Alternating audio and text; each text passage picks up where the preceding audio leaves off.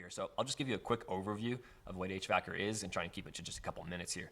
So we're a cloud-based HVAC design platform and focused on several steps in the HVAC design process, integrating those, making them streamlined. The first and most computationally heavy step is load calculations. So that's what a lot of our users are raving about. It's saving them a ton of time on load calcs. The way we're set up, again, cloud-based, we have your projects in a library here, very easy to access and get to. You can share these projects with other people and work even simultaneously in the project. So that makes collaboration awesome. And then let me just show you a project that I've done here and give you an overview.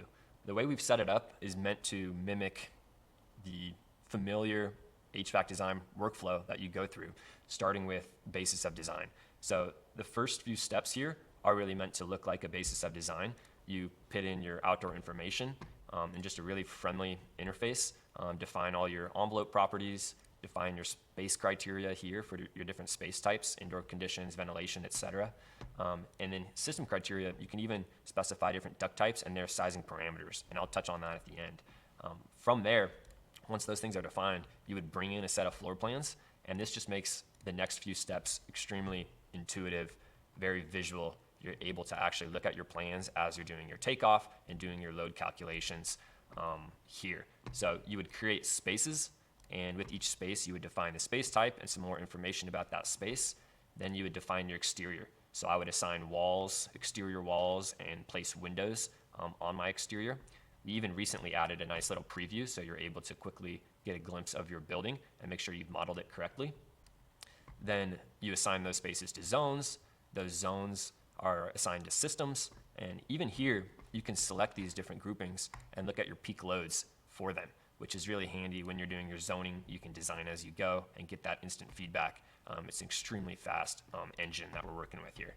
So those are loads, but to get more detailed information about your system, your coil sizing, we have this system configuration interface where you're able to define your system not from a drop down, but you actually will map out the different processes for your central equipment and your zone level equipment, and are able to visually define what's going on. Where is the outside air mixing?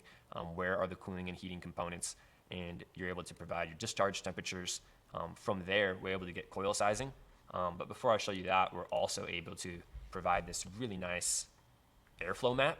So now we're showing you all the spaces again and all the airflows that are required for these spaces. And you can actually override these and fine tune this to balance your system, make engineering judgments, specify transfer in and out, and these design CFMs are going to be applied to your coil sizing.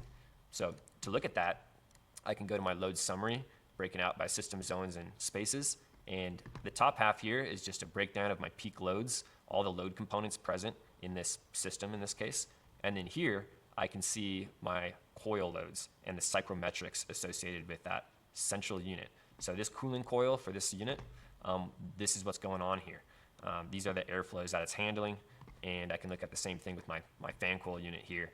This is the air coming in, return air, so this is the mixed air temperature, and this is what I'm looking for at discharge, and you can see the coil load based on that and the airflows.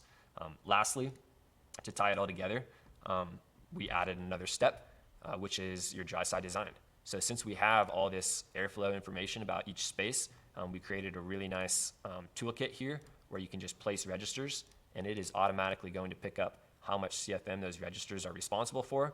From there, you can select from the duct types that you have specified and really just connect the dots. And once it's connected, you're able to hit size and get a fully annotated 2D mock-up here of your duct layout, your duct sizes, and from there you can pass it off on to the next step.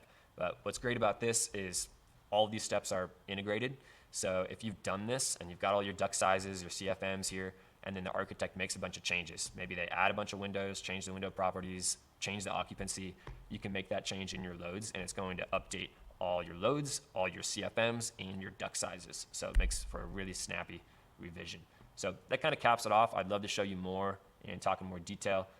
Be great to get in front of you and the team sometime.